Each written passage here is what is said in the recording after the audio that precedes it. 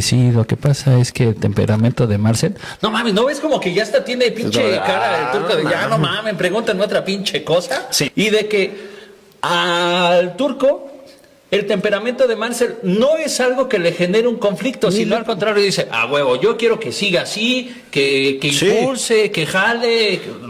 Para llenarnos de jugadores tibios, ya los tuvimos en el 2020, jugadores que les daba igual si perdían la pelota o no, si se perdía en caso o no. Ahora que tenemos jugadores que tienen un poco más de sangre o mucha más sangre en el plantel, ahora resulta que queremos hacernos los correctos y decir, es que no mames, no se controla, no sabe otra cosa más que reclamar, que no la chinguen.